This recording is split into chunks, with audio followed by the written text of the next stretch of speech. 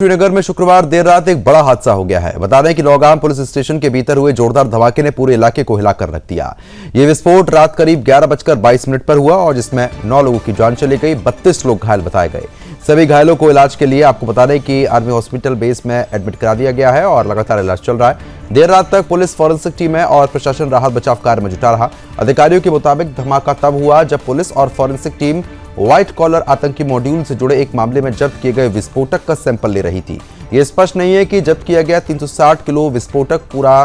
थाने में लाया गया था या समीक्षा के लिए केवल इसका कुछ हिस्सा मौजूद था। एसओपी के तहत सैंपलिंग जारी थी, सभी अचानक जोरदार विस्फोट हुआ और पूरा परिसर हिल गया। जम्मू कश्मीर के डीजीपी नलिन प्रभात ने घटना को एक दुर्भाग्यपूर्ण घटना बताया। उन्होंने कहा कि सैंपलिंग प्रक्रिया के दौरान तकनीकी कारणों से विस्फोट हुआ है, जिससे बड़ी जनहानि हुई है। सही कारणों की पुष्टि जांच रिपोर्ट के बाद ही हो पाएगी। मृतकों में एक इंस्पेक्टर, फॉरेंसिक टीम के 3 सदस्य, क्राइम ब्रांच के 2 फोटोग्राफर, 2 राजस्व अधिकारी और 1 दर्जी शामिल है। यह विस्फोटक हरियाणा के फरीदाबाद के किराए के मकान से जब्त किया गया था, जो डॉक्टर मुजामिल का बताया गया है। बता दें कि मुजामिल को दिल्ली ब्लास्ट केस में पहले ही गिरफ्तार किया जा चुका है। 10 नवंबर को लालकोट के पास कार ब्लास्ट में 13 लोगों की मौत हुई थी। उसी केस में कार्रवाई के दौरान बड़ी मात्रा में विस्फोटक बरामद किया गया था।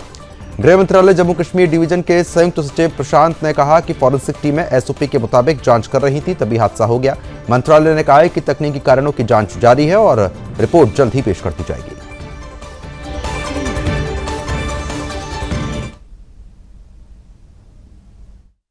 देखिए, ये रात को ही खबर निकल गई थी और पहले तो कश्मीर में लोग कंफ्यूज रहे कि इतना बड़ा धमाका हुआ है, कहाँ हुआ, कैसे हुआ, किधर हुआ। बट जब बाद में खबर निकली और बड़ी अफसोसजनक खबर थी और बड़ी दुखदाई थी, और ये वो घटना घटी जिसकी उम्मीद किसी ने नहीं की थी। एक तो वो ब्लास्ट होते हैं जो माइंस लगाई जाती हैं, मिलिटेंट्स लगाते हैं, देशद्रोही लोग लगाते हैं, बट ये एक ऐसा हादसा है जिसका यही समझ नहीं आती कि इसको कंडेम्ड करें, क्या कहें, कुछ कहें, लेकिन दुख बड़ा है, दर्द बड़ा है कि नौजवान लड़के मारे गए। कुछ एक नायब तहसीलदार में देखा, कुछ मैंने एक इंस्पेक्टर की जो फोटो थोड़ी बहुत सामने आई हैं, मैंने देखी, इतने खूबसूरत और स्मार्ट और हैंडसम बच्चे थे और नौजवान थे, दोनों सिविल से और पुलिस दोनों साइड से ये बच्चे शहीद हुए हैं। और बदकिस्मती है क्योंकि उन घरों के लिए भी जिन्होंने सुबह सुबह अपने परिवार के इन लोगों को मरने की खबर सुनी, उनके लिए उनकी शहादत की खबर सुनी, बड़ा उनको भी दुख लगा, उनको ठेस, उन घरों में आज क्या कितना मातम होगा आप समझ सकते हैं। संवाददाता रोहिल हमारे साथ लगातार बने हुए हैं। रोहिल, क्योंकि जिस तरीके से अचानक ये विस्फोट हुआ, फिलहाल इसको हादसा बताया गया है, लेकिन और पीछे के क्या कुछ कारण बताए जा रहे हैं, जानकारी मिल पाई है क्या? देखिए, सबसे पहले आपको यही जानकारी देना चाहूँगा कि कुछ दिन पहले जो फरीदाबाद में मॉड्यूल बस्ट किया गया था, वहाँ से जो अमोनियम नाइट्रेट 2900 kg जो है वो रिकवर कर लिया गया था। उसके बाद जम्मू कश्मीर पुलिस ने कुछ दिन पहले ही एयर टाइट कंटेनर्स के जरिए जो है वो यहाँ पुलिस स्टेशन नौगाम में लाया था। जब कल शाम को वहाँ पर उसकी जो सैंपलिंग की जा रही थी, जिसमें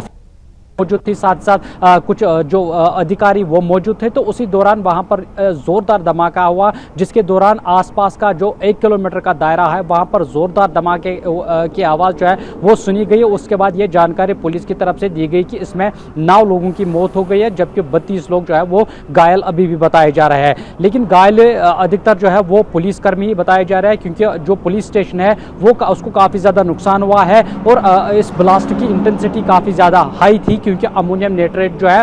वो पूरी तरीके से बर्स्ट हुआ है, जिसके नतीजे में 9 लोगों की मौत हो गई, जिसमें 3 जो एफएसएल टीम की अधिकारी है, साथ साथ स्टेट इन्वेस्टिगेशन एजेंसी का एक इंस्पेक्टर मौजूद है और साथ साथ 2 क्राइम फोटोग्राफर्स और एक टेलर मौजूद है। लेकिन उसके बाद लगातार जो वरिष्ठ पुलिस के अधिकारी है, डीजीपी की बात करें नलिन प्रभात की, वो लगातार घटनास्थल पे पहुंचे, वहां पर हालातों का जायजा लिया और सीआरपीएफ के एडीजीपी खुद घटनास्थल पे पहुंचे, वहां पर पूरी तरीके से हालातों का जायजा लिया और सभी पुलिस और जो अन्य सुरक्षा एजेंसीज के अधिकारी है वो लगातार इस वक्त ग्राउंड पे नजर आ रहे हैं और वहां पर पूरी तरीके से हालातों का जायजा ले रहे हैं और इस वक्त पूरी तरीके से जांच के आदेश जो है। लेकिन रोहिल, ये भी बताइए, जांच जरूर यहां पर चल रही है कि वो विस्फोट अचानक से कैसे हुआ, कुछ लापरवाही बरती गई क्या?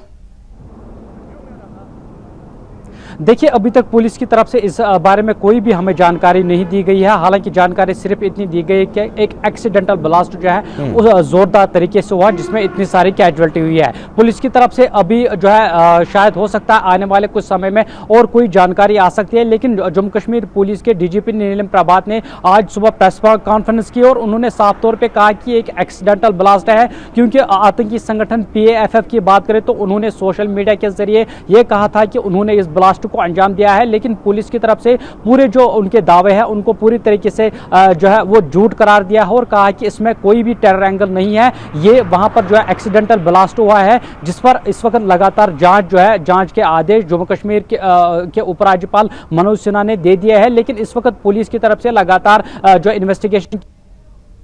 लगातार घटनास्थल पर जो मौजूद है और ये पता लगाने की कोशिश की जा रही है कि क्या इसमें कोई लापरवाही बरती गई है, क्या कारण रहा है कि इतना जोरदार ब्लास्ट वहां पर हुआ है और इतनी सारी कैजुअलिटी वहां पर हुई है। क्योंकि जम्मू कश्मीर पुलिस के डीजीपी ने सुबह प्रेस कॉन्फ्रेंस में ये जानकारी दी कि 9 लोगों की मौत हो गई है, 32 लोग घायल हुए हैं और उन्होंने भी ये कहा है कि ये एक एक्सीडेंटल ब्लास्ट है, इसमें कोई टेरर एंगल नहीं है। लेकिन आने वाले समय में जांच लगातार जारी है, FSL की टीमें लगातार इस वक्त ग्राउंड पे नजर आ रहे हैं। ये भी बताइए, जो लोग घायल हैं उनकी स्थिति कैसी बनी हुई है अभी?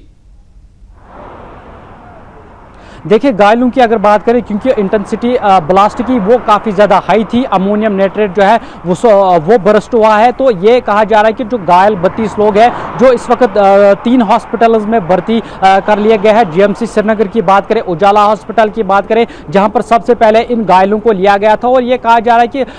32 घायलों में से कुछ घायल ऐसे भी है जिनकी हालत अभी भी गंभीर बनी हुई है, लेकिन बाकी जो घायल है उनकी हालत अभी धीरे धीरे जो है वो बेहतर हो रही है। लेकिन अभी भी कुछ ऐसे घायल हैं जिनकी हालत अभी लगातार जो है गंभीर बनी हुई है, लेकिन फिलहाल 9 जो अधिकारी है उनकी फिलहाल मौत हो गई है, जिसमें 3 अधिकारी जो FSL टीम के बताए जा रहे हैं, लेकिन घायलों की लगातार ट्रीटमेंट जो है हॉस्पिटल में किया जा रहा है। और लेकिन इस वक्त ये मुझे जानकारी मिल रही है कि जांच के आदेश जो है जम्मू कश्मीर के उपराज्यपाल मनोज सिन्हा ने दे दिया है और सूत्रों से ये भी जानकारी मिल रही है कि शायद देश के गृह मंत्री अमित शाह जो है शाम को श्रीनगर पहुंचेंगे। ये सूत्रों से जानकारी मिल रही है कि अमित शाह जो है जम्मू कश्मीर के श्रीनगर का दौरा करने वाले हैं। फिलहाल पूरी तरीके से घायलों की स्थिति जो है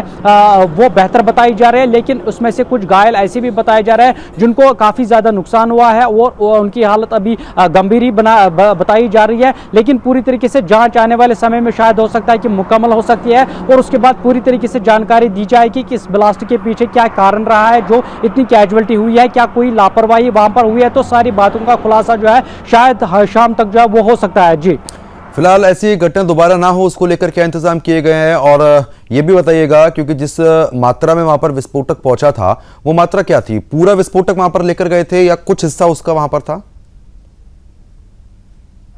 देखिए, मुझे जो पुलिस की तरफ से जानकारी मिल रहा है कि 2 दिन पहले ही कंटेनर्स, एयर टाइट कंटेनर्स के जरिए जो है फरीदाबाद से ये अमोनियम नाइट्रेट जो है वो नौगांव पुलिस स्टेशन भेजा गया था और कल जब इसकी सैंपलिंग की जा रही है, ये जानकारी मिल रहा है कि 2900 kg जो अमोनियम नाइट्रेट बरामद कर लिया गया था फरीदाबाद से, वही सारा जो 29 kg है